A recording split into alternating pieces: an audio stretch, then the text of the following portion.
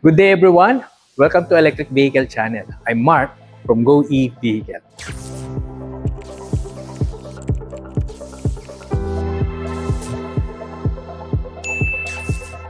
This one, Aura 03, an electric hatchback with a blend of retro design and modern convenience.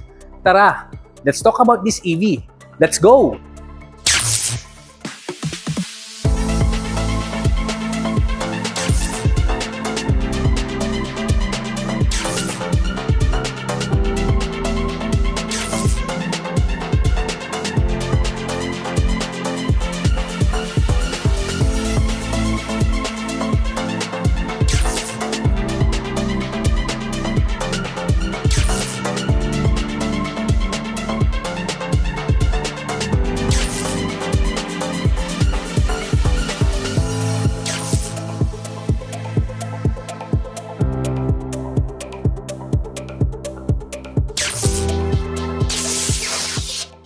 The Aura 03 is a distinctive electric vehicle na may combination of retro and modern design with advanced technology to offer a unique driving experience. Alam nyo, itong electric hatchback na ito ay nagre-remind sa akin ng Mini Cooper pagdating sa kanyang harapan. And pagdating sa likod, it reminds me a Nissan Juke. Na alam natin kapag nakita natin ito sa daan ay mapapalingon talaga tayo dito sa tinatawag na good cat sa UK. Pagdating sa kanyang headlight ay very catchy na yung looks at design nitong headlight nito.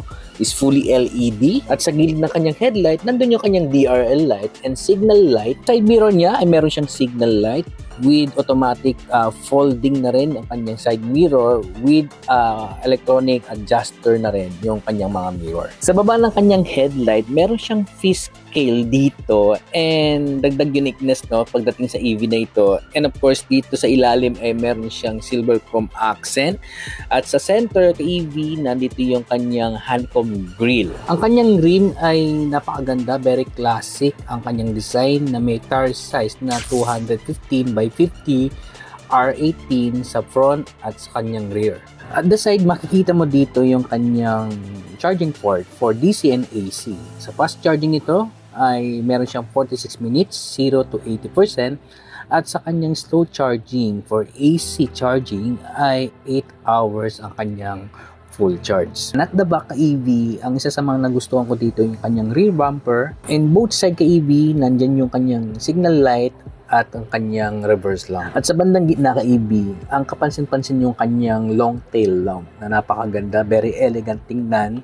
Makikita mo rin dito na meron siyang spoiler na at makikita mo rin sa kanyang spoiler yung kanyang high mounted brake lamp.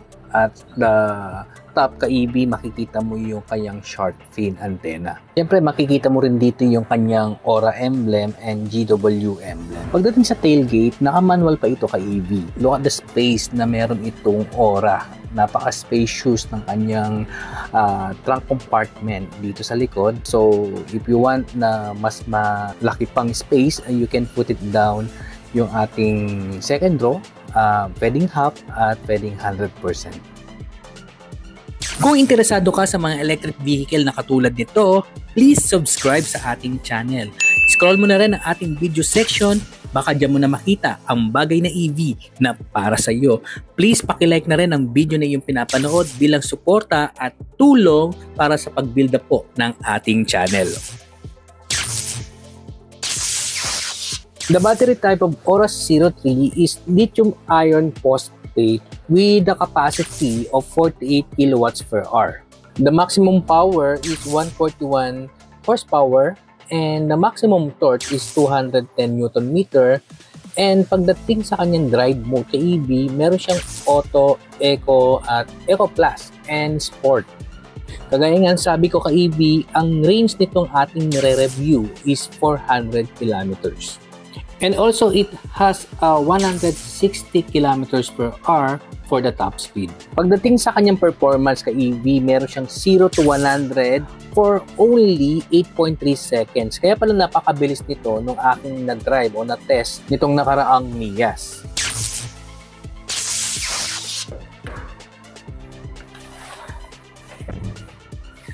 Alright, when it comes to interior of this electric vehicle, Aura 03, wow, is very nice because of the dark interior. Alright, this one is leather wrap, and also as you can see, the aircon vent is straight line. Okay, para lang isa lang siya. And ang isa pang mapapansin mo dito kay EV, dito naka-paddle switch siya. Okay, you can turn it off yung aircon mo rito and turn it on. Then okay, makikita mo rito yung kanyang hazard. And of course, the steering wheel naka 2 spokes. Alright, ang ganda niya, ka-EV, naka-leather wrap na rin at naka-tilt and telescopic adjustment na rin ng ating steering wheel with the function. Pagdating dito makikita mo yung function para sa ating cluster panel and for infotainment panel. Sa cluster panel naman ka-EV, very visible at kung ano yung mga gusto mong makita as a driver for the information of this electric car ay nandito naman sa ating cluster panel. By the way, you can connect your Bluetooth or you can connect your phone here, so you can dial anything or recent call, message, mababasa mo dito. So, hindi mo na kailangan hawakan yung phone mo. You can read and use your phone through the infotainment panel. Ayan, sa vehicle, front assist, auto emergency brake, forward collision sensitivity. Okay, nasa yan kung gusto mong i-high, and intelligent cornering. The side assist and rear assist niya, meron siyang blind spot monitoring, door open warning, rear collision warning, and rail cross driving alert. Okay, then sa lane assist, sa EV, meron siyang emergency lane keeping assist. Okay, and intelligent overtaking. In other mode, ito, meron siyang alert mode na sound or kung gusto mo vibration, detection sensitivity ay meron na rin. Alright, and pagdating sa traffic assist, traffic sign recognition, over speed alarm, cruise speed limit, and 1 speed alarm sensitivity. And pagdating sa settings, mostly yan, Bluetooth connectivity, yun lang naman makikita natin, yung hotspot, the sound, you can control the sound, multimedia volume, the call volume, ring volume, and yan, system sound effects. Andyan din. So, in other, sa settings, yan, display yung dashboard control brightness. Yan, center brightness. And of course, ito yung pinakamaganda. You can select auto sa kanyang display mode, dark mode, or light mode. Yan, nagbabago siya, di ba? Pero para sa akin, dahil naka-dark na yung ating interior, para magandang tignan din na naka-dark din ito. Ayan, yung time format, and then you can select, and meron siyang language, diba? Then, ayan, PSI tires, ayan, makikita mo rin dito. Ayan, display mode, nababago siya rito. Yan, ADAS mode. Okay. Dashboard intelligent mode, diba? Digital minimalist mode and ADAS mode. Naka-panoramic view na siya. Okay, yan, nasa likod natin to. So pag hinarap natin, ayan, makikita natin dyan.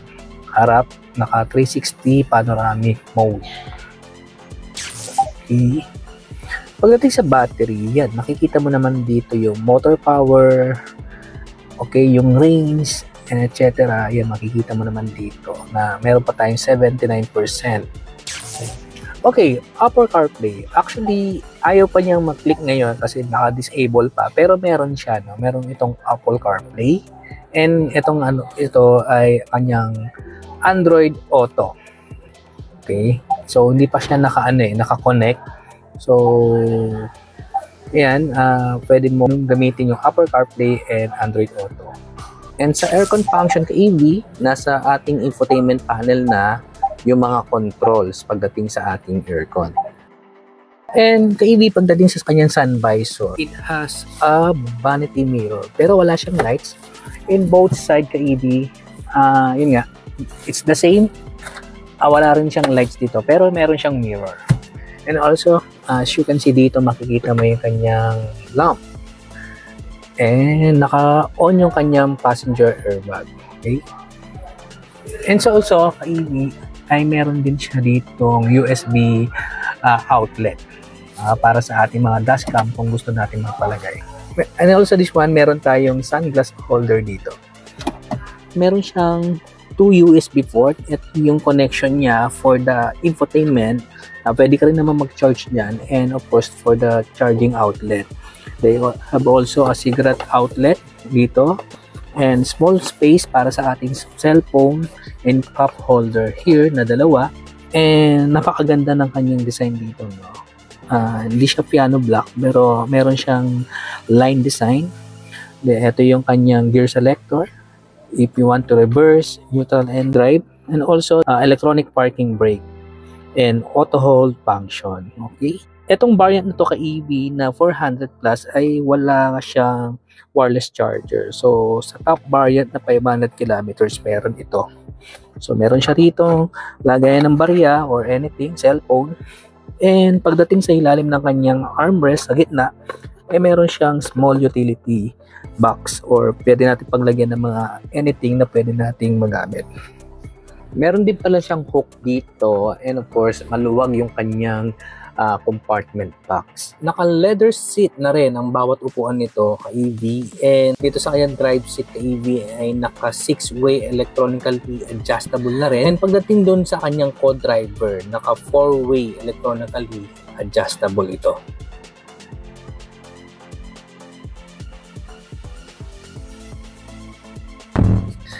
Again, ka-EV, dito sa likod, very spacious din sa EV. Actually, na-extend ko to ng pinaka-sagad. Then, naka-vent ito. Ito na naman, hindi siya naka-vent dito. Ito naka-vent. Pero, kahit na ganyan kalaki yung space na kakailanganin ng driver o malaki man yung driver, dito sa likod ay not affected. Diba? So, ang ganda na maluwag at comfortable dito sa likod. So sa likod ka-EV, makikita mo meron siyang charging outlet din dito para sa mga nasa likod. And of course, meron siyang mga pockets in both side. Ito ka-EV, naka-leather wrap na rin dito sa side ng ating siko. Ito naman sa gitna, very spacious pa rin, di ba? Hindi magmumukhang sabit pa rin yung dito sa gitna. Kahit na 5'6" ako ka-EV, kita mo naman, maluwag pa rin. Alam niyo naman, hindi naman medyo mataba tayo, chabi-chabi, pero kahit tatlong ako dito, napakaluwag. And of course, ka-EV, cup holder here na leather wrap. Ganda ka-EV na meron nito. Isa sa ikagugulat mo dito ka-EV, yung size or yung space sa loob ng Aura Zero 3. Very spacious talaga ito. And na-try nga namin kami 5 na sumakay dito. Actually, sa likod pa lang ka-EV ng sasakyan na ito, kung mapapansin mo yung dalawang lalaki dyan ka-EV, 5'9" ang height po nila.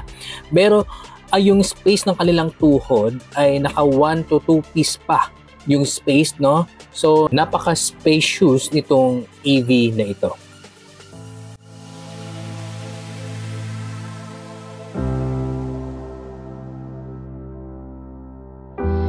Guys, sa bawat pintuan ay meron siyang mga speakers. Actually, 4 speakers about pintuan at meron siya doon sa harap na maliliit na speaker. Bali, 6 speakers ang meron itong EV na ito.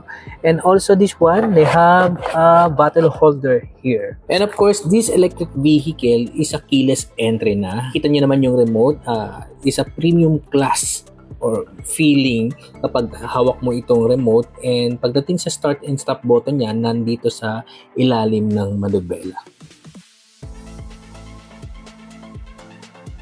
Alright ka-EV, for the price of Aura Zero 3, ito yung nagkahalaga ng 1.288 million pesos. Ito po yung kanilang low variant na 400 km range. If you are interested about Aura 03, just visit GWM UN Avenue and book a test drive. And again, I'm Mark from Go E-Vehicle, your electric vehicle channel. Let's go!